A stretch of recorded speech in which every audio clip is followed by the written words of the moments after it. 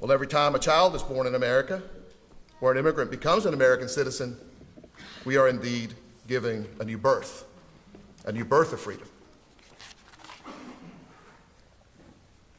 Today, I also vividly recall the words of Martin Luther King Jr., seeking to gain the full rights of blacks and people of color 100 years after gaining freedom. He said, "I have a dream that my 4 little children will one day live in a nation where they will not be judged by the color of the skin, but by the content of their character. I have a dream today." Well, I'm an optimist. Today, our children grow up together. They do not see color, religion, or ethnicity. And in time, our race, our religion, and our ethnicity will cease to divide us.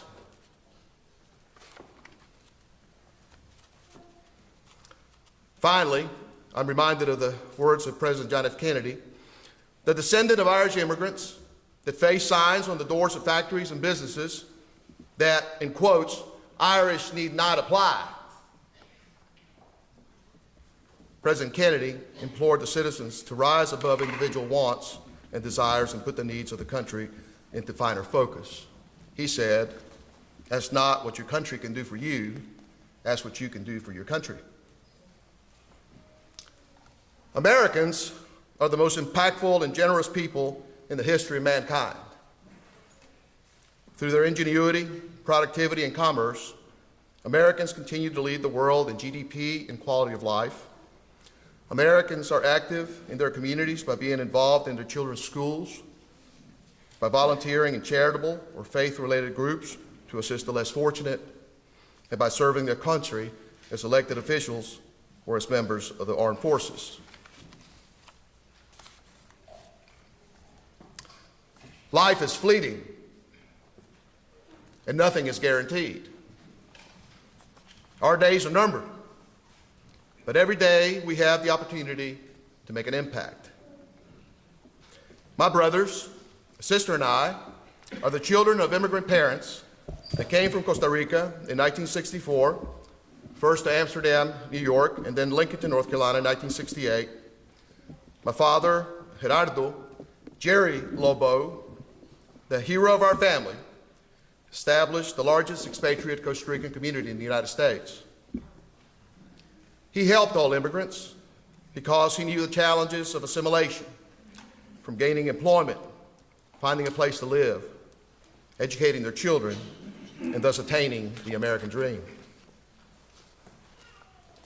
I ask you to think how you will be remembered by friends and family after your days on this earth are over.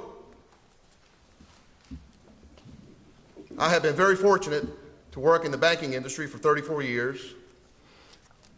The reason I chose my career was due to the example of a man, a banker, by the name of Mr. Robert Rudisill, president of First National Bank in Lincoln, North Carolina, where my parents settled in the late 1960s.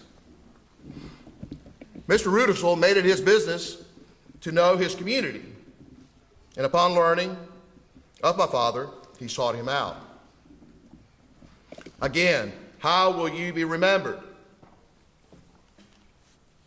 It was not an accident that within 24 months of Mr. Rudisill meeting my father, that my parents accomplished the American dream of owning a home. Mr. Rudisill taught my father how to save the down payment, how to establish credit, and explained to him which attorneys and others to meet with which to build relationships.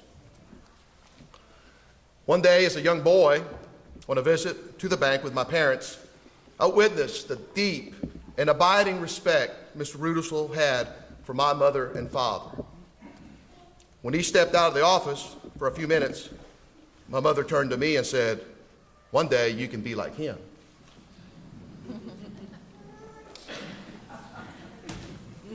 It's called putting a bug in your ear. In time, my father, the founder of the Latino community in Lincoln County, North Carolina, referred hundreds of Costa Ricans and other immigrants to Mr. Rudisill and his bank. Robert Rudisill has been passed away 25 years, and I'm still talking about him. How will you be remembered?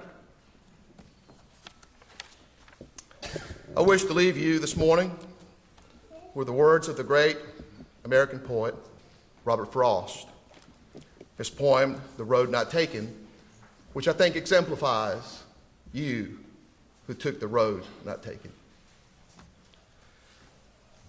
Two roads diverged in a yellow wood, and sorry I could not travel both and be one traveler.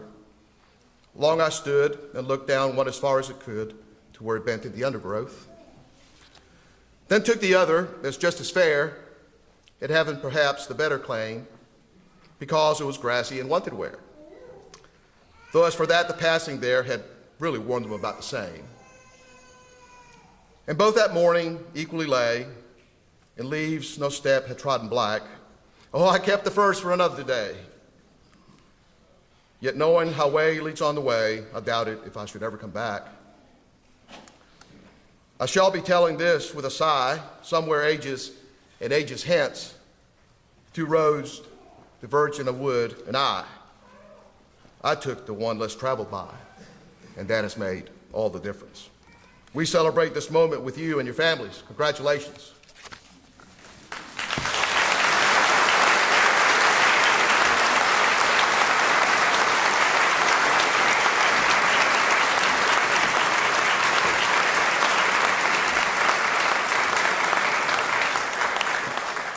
Thank you, Mr. Lowell.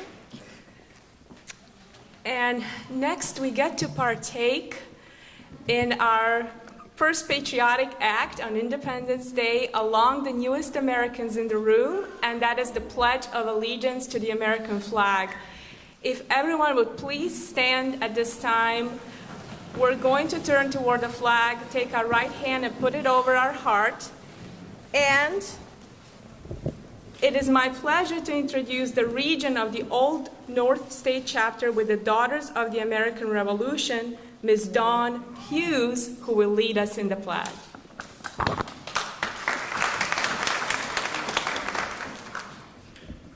I pledge allegiance to the flag of the United States of America and to the republic for which it stands, one nation, under God, indivisible, with liberty and justice for all.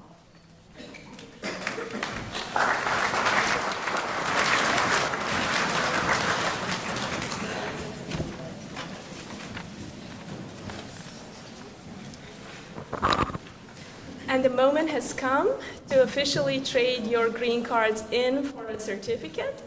So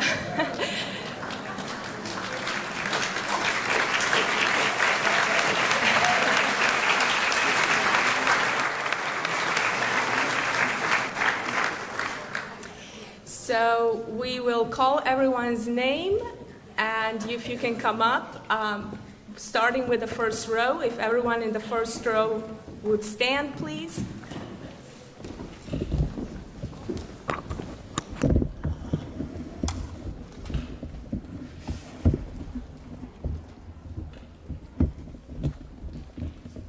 Ana Frida Lott.